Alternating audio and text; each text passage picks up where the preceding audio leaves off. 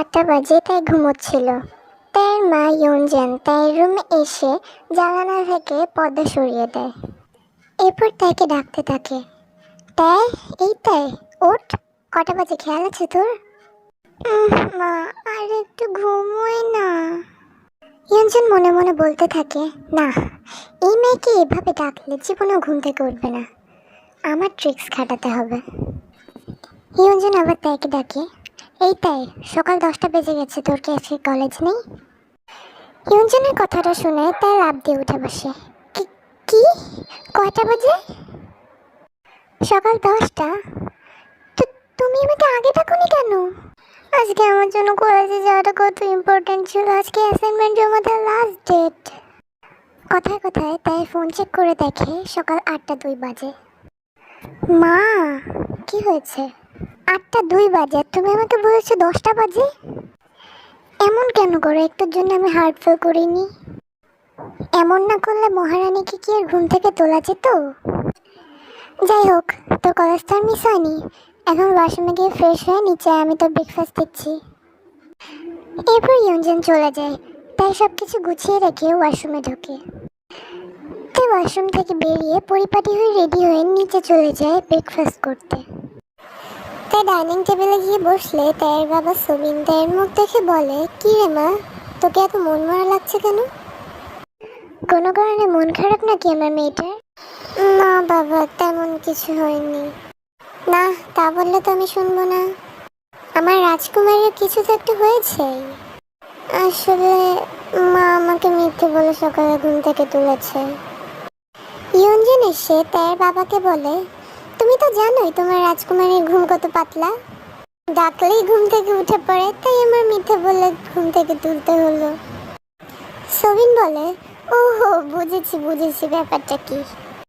মারে, তোর মা যা করেছে তোর ভালোর জন্যই তো করেছে, নাহলে আজকে তোর কলেজটা মিস হয়ে যেত। বাবা, তুমিও শুরু করলে? আচ্ছা আচ্ছা, হয়েছে, আর কেউ কিছু বলবে না। এই নে মা, এই টাকাটা রাখ, নিজের পছন্দ মতো কিছু কিনে খাস। তে টাকাটা পেয়ে বেশ খুশি হয়ে যায়। থ্যাংক ইউ বাবা, thank you so much, I love you. মা, আমার খাওয়া শেষ, আমি কলেজে গেলাম, টাটা। তে দৌড়ে বেরিয়ে যায়। সাবধানে যাস মা। এই তুমি এই মেয়েটাকে টাকা দিয়ে দিয়ে নষ্ট করছো। যে কোনো সময় মন খারাপ হলে ইচ্ছে মতো টাকা ঢেলে দাও। আহা, মেয়েটা তো কদিন পর শ্বশুর বাড়ি চলেই যাবে, তখন কি আর নিজের সাধ্য মতো খুশি রাখতে পারবো মেয়েটাকে? তখন তো ওকে খুশি রাখবে ওর জামাই। তাই এখন আমি যতটা পারি আমার মেয়েটাকে দেব, তুমি এর মধ্যে ঢুকবে না। আমার মেয়েটা বাবা পেয়েছে কপাল করে, এখন ওর জামাই কেমন হলেই আমি খুশি। আমার থেকে ভালো হবে ওর জামাই, 100% সিউরিটি দিচ্ছি আমি। আমার বেস্ট ফ্রেন্ডের ছেলে বলে কথা। আচ্ছা, এবার পরিচয় দেওয়া যাক। সুবিনের বেস্ট ফ্রেন্ড আরএম। আরএম একজন বড় ব্যবসায়ী। আরএম এর ছেলে জঙ্কুক। জঙ্কুক কলেজের টিচার। প্রাপ্তবয়স্ক হওয়ার পরে আরএম জঙ্কুককে বলেছিল যে তার বিজনেসে জয়েন করতে, কিন্তু জঙ্কুক চেয়েছিল নিজের পায়ে নিজের মতো দাঁড়াতে। এর জন্য সে তার প্রিয় পেশা শিক্ষকতাকে বেছে নিয়েছে। আর মেইন টুইস্ট হলো জঙ্কুক তার কলেজেরই টিচার। এবার আসল গল্পে ফেরা যাক। তাইদের প্রথম দুটো ক্লাস হয়ে গেছে, এখন বায়োলজি ক্লাস। ক্লাস এলোমেলো হয়েছিল। একজন দৌড়ে এসে বলে, স্যার আসছে। জঙ্কুক ক্লাসে ঢোকা মাত্রই একটা থমথমে পরিবেশ সৃষ্টি হয়। Good morning students. সবাই দাঁড়িয়ে জঙ্কুককে গুড মর্নিং বলে। তো অ্যাসাইনমেন্ট এনেছো তো সবাই? সকলে বলে, হ্যাঁ স্যার। তার কানে কিচ্ছু ঢুকছিল না। সে এক দৃষ্টিতে জঙ্কুকের দিকে তাকিয়েছিল, তার সৌন্দর্য দেখছিল। এর মধ্যে জিমিন তাকে ঠেলা দেয়। জিমিন তার বেস্ট ফ্রেন্ড। হ্যাঁ, কি রে, কতক্ষণ ধরে ডাকছি, তোকে শুনতে পাচ্ছিস না? না, এতক্ষণ শুনতে পাচ্ছিলাম না, এখন শুনতে পাচ্ছি। কি হয়েছে বল। বল মানে? তুই আগে অ্যাসাইনমেন্ট বের কর। স্যার অ্যাসাইনমেন্ট তুলছে তো এখনই আমাদের এখানে চলে আসবে। হ্যাঁ হ্যাঁ, এই তো বের করছি বের করছি। এনেছিস তো? আরে বাবা, হ্যাঁ এনেছি। আমি আনবো না অ্যাসাইনমেন্ট, এটা হতে পারে? তাই উল্টে পাল্টে ব্যাগের ভিতরে অ্যাসাইনমেন্ট খুঁজছিল। জিমিন বলে, কি হলো রে? আরে আমি কোনোভাবে ব্যাগের ভিতরে অ্যাসাইনমেন্টটা খুঁজে পাচ্ছি না। কি বলছিস? আ- আমি বোধহয় কথা বলতে বলতে ডাইনিং টেবিলে ভুলে রেখে চলে এসেছি। এবার কি করবি তুই? স্যারের রাগ তো। জিমিন কথা শেষ করার আগেই জংকুক তার নাম ধরে ডাকে। তা তোমার অ্যাসাইনমেন্টটা দাও। তে মাথা নিচু করে বলে, আসলে স্যার আমি অ্যাসাইনমেন্টটা আনতে ভুলে গেছি। জংকুক কিছুক্ষণ তার দিকে তাকিয়ে থাকে। আমি অ্যাসাইনমেন্টটা রেডি করে রেখেছিলাম, আসার সময় নিয়ে আসতে ভুলে গেছি। জংকুক শান্ত গলায় বলে, আচ্ছা তুমি কাউকে জমা দিয়ে দিও, সমস্যা নেই। এর মধ্যে লিসা বলে ওঠে, কেন স্যার, আপনি কেন তাকে সবসময় এক্সট্রা সুবিধা দেন? কথাটা শুনে জংকুক লিসার দিকে রাগি চোখে তাকায়।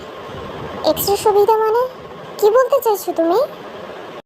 এটাই যে আমরা যদি কেউ অ্যাসাইনমেন্ট না আনতে পারতাম তখন আপনি পানিশমেন্ট দিতেন, আর যেই তাই আনতে পারলো না সেই কালকে দিয়ে দিও। কেন স্যার? লিসা, নিজের লিমিটের ভেতর থাকো। আমি তোমার টিচার, রেসপেক্ট দিয়ে কথা বলতে শেখো। Sorry sir. আচ্ছা, তোমাদের যখন এই ব্যাপারটা নিয়ে এতই সমস্যা হচ্ছে তাহলে আজ তাইও পানিশমেন্ট পাবে। ক্লাস শেষ করে আমার কেবিনে এসো তাই। কথাটা বলে অ্যাসাইনমেন্ট গুছিয়ে জংকুক চলে যায়। এবার কি হবে? এখন আমি কি করব? জংকুক স্যার তো আমাকে মেরেই ফেলবে। এবার ঠেলা সামলাতে একদম ঠিক হয়েছে। লিসার বাচ্চা, সবকিছু তোর জন্য হয়েছে, দেখে নেবো আমি তোকে, বলে রাখলাম শাকচুন্নি একটা। May I come in sir? এসো। তে ভেতরে ঢুকে জংকুকের ডেস্কের সামনে গিয়ে দাঁড়ায়। জংকুক চেয়ার ছেড়ে উঠে দু হাতে কিছু একটা লুকিয়ে তার দিকে আসতে থাকে। তাই মনে মনে বলতে থাকে, হাতে কি গুছলো? স্কেল নাকি? আমাকে মারবে নাকি? এই জিনিস কিনতে? জি স্যার। চোখ বন্ধ করে হাত পাতো। না, হ্যাঁ, যেটা বলছি সেটা করো। স্যার আই এম সরি, আর এমন হবে না, প্লিজ প্লিজ আমাকে ক্ষমা করে দিন। আমি তাড়াহুড়ো করে বের হতে গিয়ে মনে হয় ডাইনিং টেবিলে ফেলে এসেছি। তাড়াহুড়ো করতে গিয়েছো কেন? জানো না কোনো কাজে তাড়াহুড়ো করতে নেই? এই তাড়াহুড়োর জন্য আজকে তোমার পানিশমেন্টটা পাও না। Sir sir please. কোনো প্লিজ নেই, চোখ বন্ধ করে হাত পাতো। কি হলো, কথা কানে যায়নি? এটাই তো, পাচ্ছি পাচ্ছি। তাই চোখ বন্ধ করে হাত পাতে। বেশ কয়েক মিনিট কেটে যায় কিন্তু এখনো জংকুক তাকে মারেনি। তাই মনে মনে বলে, কি হলো ব্যাপারটা? এখন আমাকে মারলো না, আদৌ কি লোকটা আমার সামনে আছে? দেখি তো। তাই যে মাত্রই চোখ খুলতে নেবে জংকুক সঙ্গে সঙ্গে তাই ঠোঁটে কিস করে দেয়। তাই বেশ অবাক হয়ে যায়, এরপর কোনো ক্রমে নিজেকে ছাড়িয়ে নেয়। কি করছেন কি আপনি? শেষ, কোনো কথা না, কোনো নড়াচড়া করবে না। আমি যা করবো আমার সঙ্গে শুধু তাল মিলিয়ে যাবে, ওকে ডার্লিং? তাই কিছু বলার আগে জংকুক তাইকে আবার কিস করতে শুরু করে। এবার তাইও কিস ব্যাক করতে থাকে। জংকুক তাইকে নিজের সঙ্গে একেবারে মিশিয়ে ফেলে। এরপর তাইকে কোলে তুলে নিজের ডেস্কের উপর বসায়। এরপর জংকুক তার জামা খুলতে শুরু করে। Sweetheart oven 9। কিছুক্ষণ কেটে যায়, এরপর আসল খেলা শুরু হয়।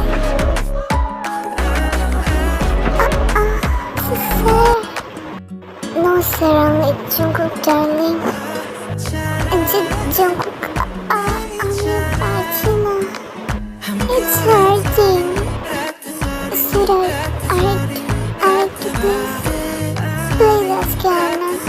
এরপর হাঁটতে পারবো না, তখন লোকে দেখে কি বলবে? ওকে ওকে সুইটহার্ট, আর করছি না, লাস্টে একটা কিস তো করতে দাও।